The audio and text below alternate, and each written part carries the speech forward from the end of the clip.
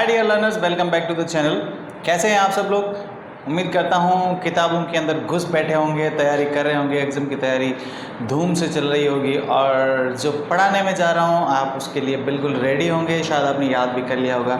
Review कर लें कि आपने सही पढ़ा है या आपने कितना याद किया है। आज हम 9th क्लास की बायो का चैप्टर नंबर 2 जिसकी एक्सरसाइज के MCQ सॉल्व करने जा रहे हैं। उम्मीद करता हूँ कि आज के वीडियो से आप बहुत कुछ सीखेंगे, चीज़ें आपको समझ आएंगी। चैनल को सब्सक्राइब कर लें और चलते हैं हम अपनी एक्सरसाइज की तरफ। चैप्टर नंबर 2, चैप्टर का टाइटल है scientific approach in the field of biology. देखें डियर लर्नर्स, थोड़ा सा मैं आपको ब्रीफ कर दूं कि साइंस में जब भी कोई प्रॉब्लम होता है या कोई रिसर्च हम करने जा रहे होते हैं तो उसके डिफरेंट फिक्स्ड स्टेप्स हैं जिनको फॉलो करके हम कोई रिसर्च करेंगे।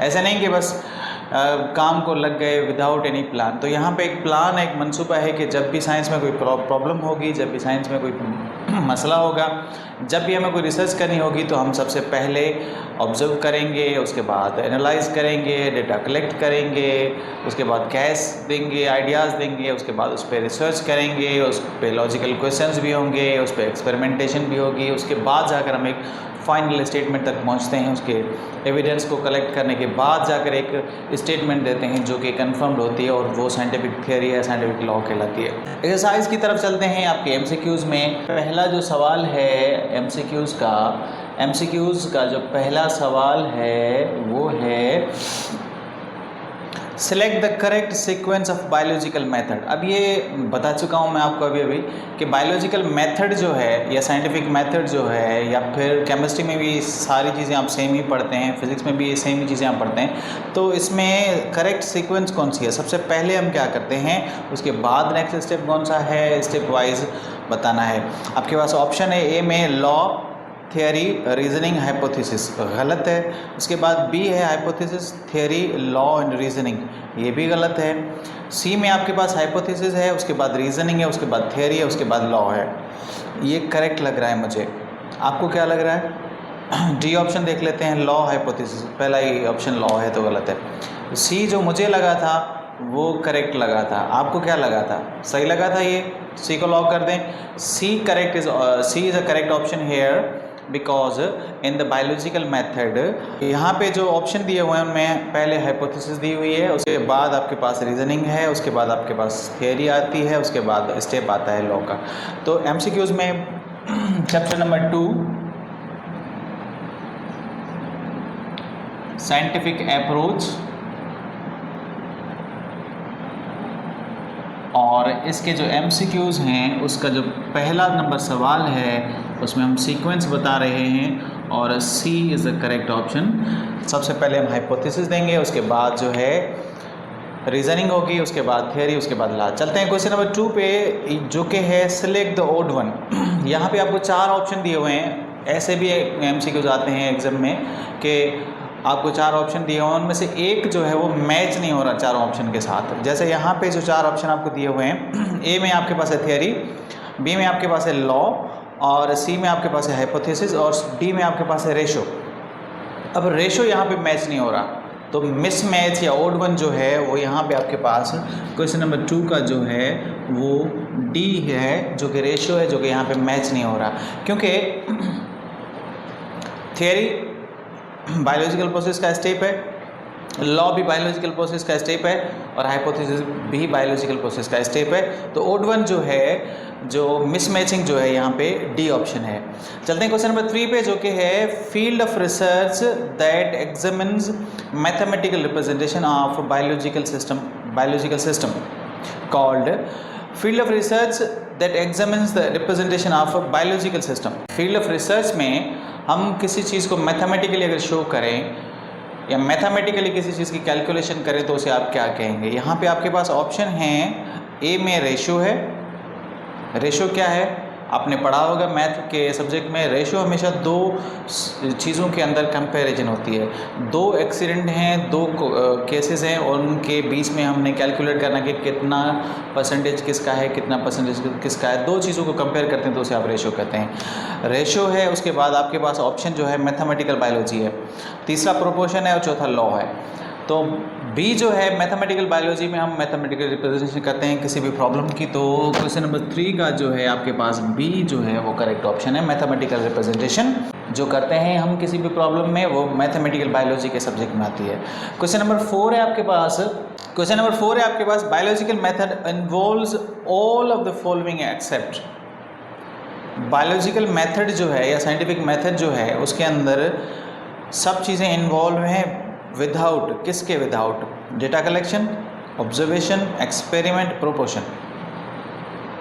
आपने गैस कर लिया होगा ना, कंफर्म मुझे है कि आप बहुत ही होशियार बच्चे हैं, आपने कर लिया होगा, बहुत ही इंटेलिजेंट हैं। डेटा कलेक्शन हम करते हैं, ऑब्जर्वेशन करते हैं और एक्सपेरिमेंट भी करते हैं, लेकिन प्रोपोर्शन जो है वो इसका पार्ट नहीं है, बायोलॉजिकल मेथड का पार्ट नहीं है। तो क्वेश्चन नंबर 4 जो है आपके पास, उसका करेक्ट ऑप्शन जो है वो प्रोपोर्शन, जो कि डी में मौजूद है। प्रोपोर्शन जो है वो यहाँ पे मैच नहीं हो रहा, गलत है यहाँ पे। क्वेश्चन नंबर 5 पे चलते हैं। Scientific reasoning moves from specific to general. अब जब हम ऑब्जर्व करते हैं उसके बाद जो डेटा हमने कलेक्ट किए उसके पे इंटेलिजेंट गैस देते हैं, और तीसरे फेज़ में जब आते हैं तो हम उसी हाइपोथेसिस पे, उसी आइडिया पे हम लॉजिकल क्वेश्चन करते हैं। तो ऐसी लॉजिकल क्वेश्चन या ऐसी क्वेश्चनिंग जो कि स्पेसिफिक टू जनरल जाए वो अलग होती है, ऐसी लॉजिकल क्वेश्चनिंग जो कि जनरल टू स्पेसिफिक जाए। फॉर एग्जांपल, शार्क एक मछली है, उसके ऊपर स्केल्स हैं, क्योंकि सभी फिशेस के ऊपर स्केल्स होते हैं। अब हमने पहले स्पेसिफिक डिफाइन किया है शार्क को, उसके बाद हम जनरल की तरफ जा रहे हैं। छोटी चोंच वाले परिंदे फ्रूट खाते हैं, इसीलिए तोता भी फ्रूट खाता है। अब हमने पहले जनरल डिस्क्रिप्शन दी है, उसके बाद स्पेसिफिक की तरफ जा रहे हैं, तो पैरोट की तरफ जा रहे हैं। तो दो तरह की रीज़निंग होती है। ऐसी रीज़निंग जो स्पेसिफिक टू जनरल जाए उसे आप क्या कहते हैं? उसे आप क्या कहते हैं? उसे आप क्या कहते हैं? उसे आप कहते हैं inductive reasoning, deductive reasoning, inductive and deductive, बाकी तो है ही नहीं। तो इंडक्टिव रीज़निंग जो है वो ऐसी रीज़निंग है जिसमें हम हमेशा स्पेसिफिक टू जनरल जाते हैं। ऐसे रीज़निंग जो कि किसी स्पेसिफिकली आपने किसी चीज़ को डिफ़ाइन किया है, उसके बाद आप जनरल की तरफ जा रहे हैं। दूसरा एग्जांपल ले लेते हैं कि शार्क फिश पानी में रहती है क्योंकि सारी मछलियाँ पानी में रहती हैं। अब ऐसे स्टेटमेंट में हम शार्क को डिफ़ाइन कर रहे हैं, और पहले शार्क को डिफ़ाइन कर रहे हैं, उसके बाद जो हम जनरल की तरफ जा रहे हैं। तो क्वेश्चन नंबर 5 जो है इसका सही ऑप्शन आपके पास ए है, क्वेश्चन नंबर 5, और इसका सही ऑप्शन जो है ए है। Inductive reasoning is always the reasoning that goes from general to specific. Question number 6 पे चलते हैं। Quantitative observation is the use of quantitative observation. Observation पहला स्टेप है हमारा बायोलॉजिकल प्रोसेस का। उसके अंदर क्वांटिटेटिव ऑब्जर्वेशन जो हम करते हैं, इसमें क्वांटिटी हम शो करें, वो सेंस यूज़ करके करेंगे, इक्विपमेंट यूज़ करके करेंगे, या फिर गैस करेंगे। सेंस से तो एक्यूरेट पता नहीं चल पाता ना। अब मिसाल के तौर पे अगर चाय आपके सामने रख दें और आपसे पूछेंगे, ऑब्जर्व करेंगे कितनी मीठी है, नहीं, अपनी कैलकुलेशन करनी होती है ना, कितना आपने उसके अंदर मिठास मिलाया है, या फिर चीज़ों की कैलकुलेशन करनी होती है। तो कैलकुलेशन जो है हमेशा इक्विपमेंट से होती है। तो quantitative observation is the use of equipment. Equipment इसके अंदर यूज़ किए जाते हैं। तो 6 नंबर जो क्वेश्चन है उसका सही जवाब आपके पास बी में होगा। इक्विपमेंट जो होते हैं वो यूज़ किए जाते हैं क्वांटिटेटिव ऑब्जर्वेशन के लिए। क्वेश्चन नंबर 7 पे चलते हैं। Equation stating that 2 ratios are equal. ऐसी स्टेटमेंट जिसमें ये बताया जाए कि 2 रेशियोज इक्वल हैं। देखिए डियर लर्नर्स, रेशियो हमेशा 2 सिमिलर टाइप की चीज़ों को कंपेयर करके बताया जाता है। अगर 2 सेम टाइप की चीज़ें हैं, उनको अगर आप कंपेयर कर रहे हैं, उनकी डेटा आपने कलेक्ट की है, तो आप रेशियो में बताते हैं। और प्रोपोर्शन जो होता है वो डिफरेंट रेशियोज को अगर कंपेयर करें तो उसे हम प्रोपोर्शन कहते हैं। तो ऐसी equation the equation states that 2 ratios are equal. ऐसी स्टेटमेंट जिसमें यह बताया जाए कि 2 रेशियोज इक्वल है। मिसाल के तौर पे एक मोहल्ले के अंदर मलेरिया के पेशेंट हर 100 में से जो हैं वो 40 हैं, और दूसरे मोहल्ले में भी जो है 100 में से 40 हैं। तो 2 रेशियोज जो है, यानी 100 में से 40 एक रेशो हुआ, 100 में से 40 दूसरा रेशो हुआ, तो दो रेशोज़ जो सिमिलर बता रहे हैं तो उसे आप क्या कहेंगे, यानी प्रोपोर्शन जो बीमारी का है वो सेम है। तो क्वेश्चन नंबर 7 जो है, जो आपके पास ऑप्शन है, पहले में रेशो है और दूसरे में जो है तनासिब या प्रोपोर्शन है। तो क्वेश्चन नंबर 7 जो है इसका सही ऑप्शन जो होगा, सही आंसर जो होगा वो प्रोपोर्शन होगा। क्वेश्चन नंबर 8 पे चलते हैं। Comparison of to values is called. Values को जब कंपेयर करते हैं उसे भी हम रेशो कहते हैं, और रेशो आपके ऑप्शन नंबर ए में मौजूद है। क्वेश्चन नंबर 8 का भी सही जवाब रेशो है, जो कि ऑप्शन नंबर ए में मौजूद है। क्वेश्चन नंबर 9 पे चलते हैं, जो कि है व्हाट इज हाइपोथेसिस। हाइपोथेसिस किसे कहते हैं, हाइपोथेसिस किसे कहते हैं, हाइपोथेसिस नहीं हाइपोथेसिस। हाइपोथेसिस किसे कहते हैं, the same thing as an unproven theory, a tentative explanation that can be tested and is falsified, verifiable observation, a fact based on quantitative data that is falsified। अब यहाँ पे आपके पास 4 option दिए हुए हैं, और अब यहाँ पे जो 4 आपको ऑप्शन दिए हुए हैं, same thing unproven theory. Unproven theory, unproved theory नहीं होगी, क्योंकि थियरी तो अभी प्रूव होनी है। और उसके बाद टेंटेटिव एक्सप्लेनेशन यहाँ तक तो ठीक है, और टेस्टेड यहाँ तक भी ठीक है, लेकिन फाल्सिफाइड तो अभी हाइपोथेसिस पे रिसर्च होगी, उसके बाद पता चलेगा ये गलत हो रहा है। वेरीफाइबल ऑब्जर्वेशन, ऐसी ऑब्जर्वेशन जो कि आगे चल के हम वेरीफाई करने वाले हैं, ये कुछ कदर सही है। तो सी जो है यहाँ पे क्वेश्चन नंबर 9 का ऑप्शन जो है, वेरीफाइबल ऑब्जर्वेशन जो है इज़ कॉल्ड हाइपोथेसिस, क्योंकि 4 नंबर ऑप्शन में दिया हुआ है कि fact based on quantitative data that is falsified, जो कि गलत हो चुका है। ऐसा नहीं होता।